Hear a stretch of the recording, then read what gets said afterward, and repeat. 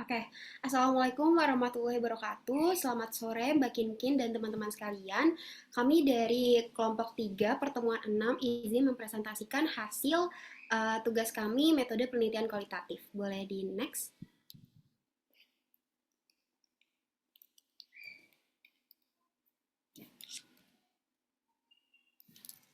Oke, ini ada anggota kami. Yang pertama ada Ainulia Pardica, Devano Pramudia Sena, Hauzana Saninya, Muhammad Fadil, dan saya sendiri Rahel. Boleh di next? Oke, ini ada dari bab 1, Designing a Qualitative Study. Penelitian kualitatif itu seperti kain yang rumit, terdiri dari banyak benang kecil, warna-warni, dan bahan yang berbeda. Ada berbagai pendekatan dalam penelitian kualitatif seperti penelitian naratif, fenomenologi, dan lain-lain. Meskipun berbeda, semua orang dalam bidang ini berkontribusi membuat kain penelitian. Boleh ini next?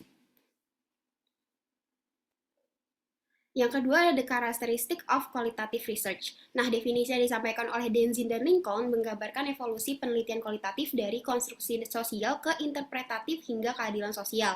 Definisi terbaru mereka menyatakan bahwa penelitian kualitatif adalah kegiatan yang membuat dunia terlihat melalui interpretasi dan praktik material. Boleh di next?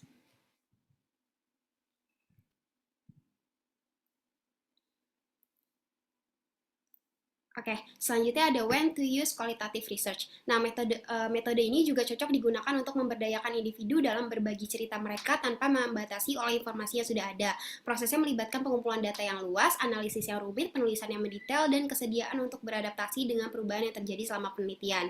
Yang terakhir ada the process of designing a qualitative study. Beberapa prinsip yang saya terapkan saat merancang penelitian kualitatif saya sendiri. Pertama, penelitian kualitatif umumnya mengikuti proses penelitian ilmiah dengan tahapan yang sama, seperti merumuskan masalah, memeriksa literatur terkait, merumuskan pertanyaan, mengumpulkan data, dan menganalisisnya, serta menulis laporan. Boleh di next? Saya kembalikan ke Hauzana. Bagian ini akan dijelaskan oleh Ainulia. Terima kasih. Selanjutnya adalah the purpose statement. Yang pertama ada significance and meaning of purpose statement. Menurut Locke, Pirduso, dan Silverman tahun 2013, pernyataan tujuan menunjukkan mengapa Anda ingin melakukan penelitian dan apa yang Anda maksud untuk dicapai. Pernyataan tujuan menyampaikan niat keseluruhan dari sebuah studi yang diusulkan dalam satu kalimat atau beberapa kalimat. Ini juga bisa disebut sebagai tujuan studi ataupun tujuan penelitian dari sebuah proyek. Nah, yang kedua adalah a qualitative purpose statement. Pernyataan tujuan kualitatif yang baik mencakup informasi tentang fenomena pusat yang diteliti peserta dalam studi dan lokasi penelitian. Selanjutnya akan dijelaskan oleh rekan saya, Ana. Selanjutnya ada research question and hypothesis. Penyidik membuat petunjuk untuk penelitian. Ini dimulai dengan pernyataan tujuan dan pertanyaan penelitian yang mempersempit tujuan penelitian. Prinsip-prinsip merancang pertanyaan penelitian kualitatif dan naskah yang berguna untuk menulis pertanyaan juga dibahas. Qualitative research questions. Penelitian kualitatif melibatkan penyusunan pertanyaan penelitian, bukan tujuan atau hipotesis. Pertanyaan penelitian terdiri dari pertanyaan sentral dan sub-pertanyaan terkait. Boleh di next?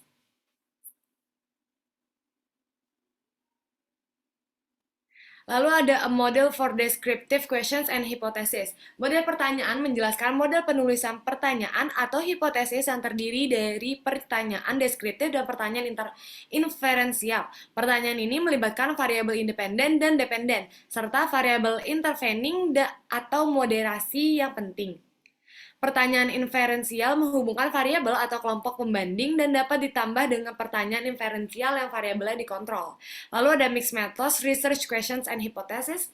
Dalam pembahasan metode penelitian, peneliti biasanya tidak mempertimbangkan pertanyaan atau hipotesis spesifik, terutama dalam konteks penelitian metode campuran. Penelitian metode campuran yang efektif harus memiliki setidaknya 3 pertanyaan penelitian, yaitu pertanyaan kualitatif, pertanyaan atau hipotesis kuantitatif, dan pertanyaan metode campuran. Boleh di next?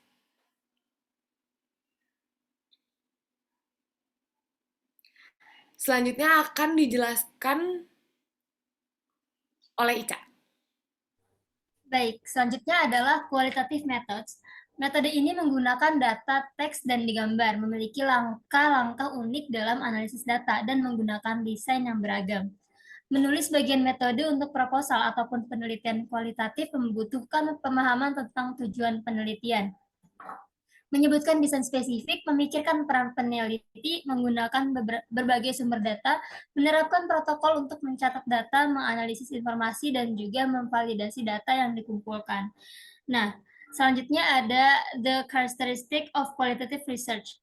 Yang pertama adalah tinjau kebutuhan audiens potensial untuk proposal ataupun studi.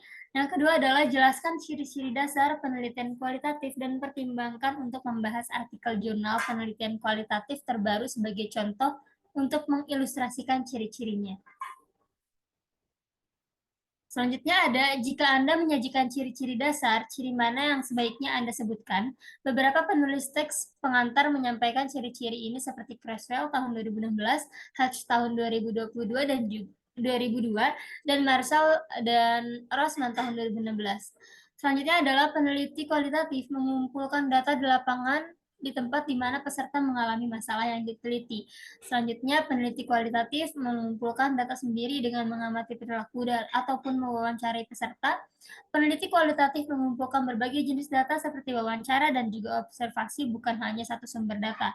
Analisis data kualitatif umumnya dilakukan secara induktif dan deduktif, membangun pola dari bawah ke atas. Selanjutnya adalah kualitatif design. Nah, dalam ini ada 4 poin. Yang pertama, tentukan pendekatan spesifik yang akan Anda gunakan dan berikan referensi kepada literatur yang membahas pendekatan tersebut. Yang kedua adalah berikan informasi latar belakang tentang pendekatan tersebut, seperti asal disiplinnya, aplikasinya terutama untuk bidang Anda, dan definisi singkatnya. Selanjutnya, yang ketiga adalah diskusikan mengapa pendekatan tersebut adalah strategi yang sesuai untuk digunakan dalam studi yang diusulkan. Dan yang keempat adalah identifikasi bagaimana penggunaan pendekatan tersebut akan membentuk banyak aspek dari proses desain, seperti judul, masalah, pertanyaan penelitian, dan pengumpulan dan analisis data, serta penulisan laporan. Selanjutnya akan dijelaskan oleh rekan saya, Ana. Selanjutnya ada researchers role and reflexivity. Refleksivitas penting di mana peneliti harus menjelaskan bagaimana pengalaman masa lalu mereka mempengaruhi cara mereka menginterpretasi data. Peneliti juga harus memastikan bahwa diskusi tentang pengalaman pribadi tidak mengambil alih pentingnya temuan penelitian itu sendiri. Bogdan dan Biklen mengemukakan topik yang dapat diatasi dalam proposal seperti mengapa situs dipilih untuk studi, aktivitas apa yang akan terjadi di situs selama studi penelitian, apakah studi tersebut akan mengganggu, lalu bagaimana hasil akan dilaporkan, dan yang terakhir apa yang akan didapat menjaga pintu dari studi tersebut. Boleh di next?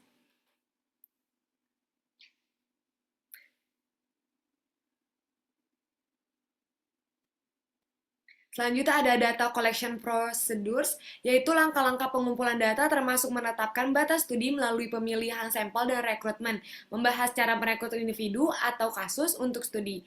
Ada 3 poin dalam hal ini, yaitu yang pertama membahas cara merekrut individu atau kasus untuk studi, yang kedua mengomentari jumlah peserta dan situs yang terlibat dalam penelitian, dan yang terakhir tunjukkan jenis data yang akan dikumpulkan.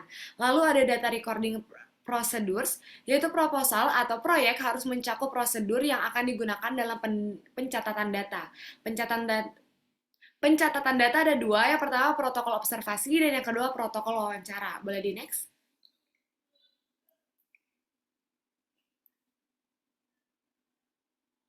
Selanjutnya akan dijelaskan oleh Rachel.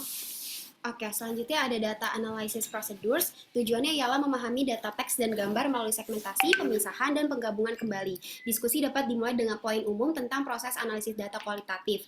Ini ada beberapa poin. Yang pertama ada simultaneous procedures, winnowing the data, using qualitative computer software program for existence, overview of the data analysis process, specific coding procedure on using predetermined codes, coding visual image, serta further data analysis by type of approach. Selanjutnya.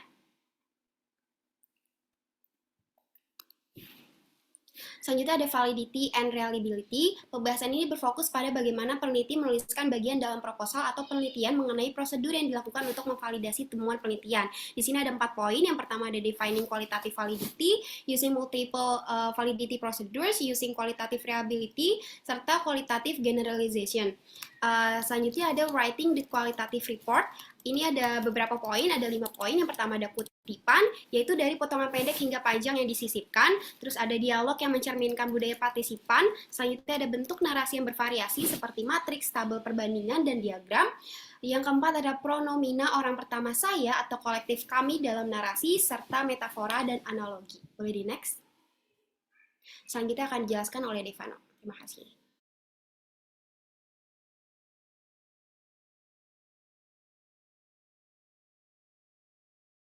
Oke, terima kasih rekan saya. Jadi kita akan masuk ke dalam data masalahnya. Di sini studi kasus dalam jurnal Self Disclosure dan Trust Building dalam komunitas virtual #WeAreHere dilakukan menggunakan metode penelitian kualitatif. Data diperoleh melalui analisis dialog di forum open chat komunitas #WeAreHere. Peneliti menjadi anggota aktif komunitas tersebut sejak 2019 dan menganalisis percakapan selama 3 bulan.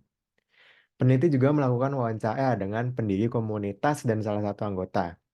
Data dikumpulkan melalui observasi, wawancara, dan pengumpulan konten percakapan. Hasil data diolah, diklasifikasikan, dan dikategorikan. Data percakapan anggota juga disertakan sebagai data pendukung. Kesimpulan dari studi ini adalah bahwa komunitas #WeAreHere mencerminkan penggunaan media baru dan lingkungan virtual sebagai platform pemenuhan kebutuhan psikologis. Self-disclosure dan pembangunan kepercayaan terjadi melalui interaksi berkelanjutan. Anggota membuka diri karena adanya manfaat seperti dukungan, namun juga harus mengikuti aturan komunitas dan berkontribusi. Komunitas ini membangun rasa percaya melalui respon positif dan dukungan antar anggota. Kepercayaan juga tumbuh terhadap aplikasi Line Open Chat karena fitur anonim yang menjaga kerahasiaan identitas pengguna. Boleh di next?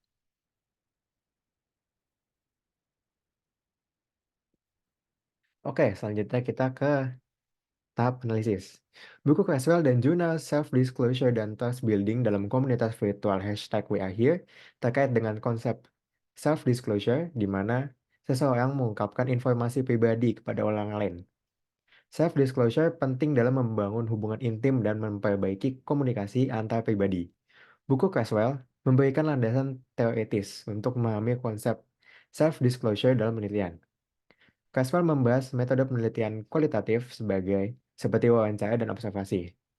Meskipun tidak ada bukti langsung hubungan buku Creswell dengan jurnal tersebut, pemahaman tentang self-disclosure dalam buku Creswell dapat membantu menganalisis temuan jurnal. Buku Creswell juga memberikan pemahaman tentang metodologi penelitian yang relevan dengan topik jurnal tersebut. Konsep-konsep dasar yang dibahas oleh Creswell dapat membantu merancang dan melaksanakan penelitian tentang self-disclosure dan trust building dalam komunitas virtual. Buku Creswell memberikan kontribusi yang berharga dan memahami fenomena tersebut. Boleh di next, dan selanjutnya akan dibacakan oleh rekan saya. Silakan.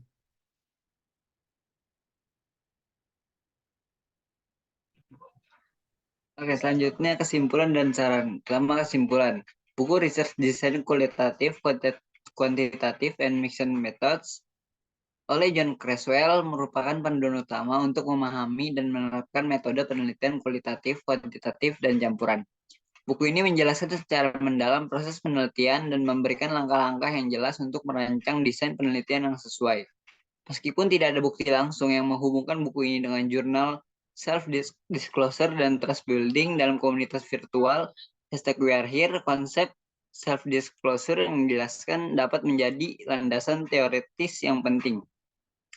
Saran sebagai bagian dari saran pada bab akhir dalam penulisan skripsi, pemahaman konsep self-disclosure dan trust building yang dijelaskan dalam buku Creswell dan jurnal Self-Disclosure and Trust Building dalam komunitas virtual #WeAreHere dapat memberikan kontribusi signifikan dalam konteks penelitian ini.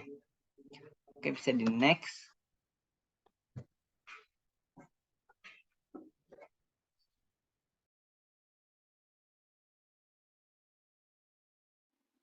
Oke, baik. Terima kasih. Sekian presentasi dari kelompok 3 pertemuan 6. Apabila ingin ada yang dipertanyakan, boleh tulis di kolom komentar. Sekian, wassalamualaikum warahmatullahi wabarakatuh. Bye-bye. Alhamdulillah.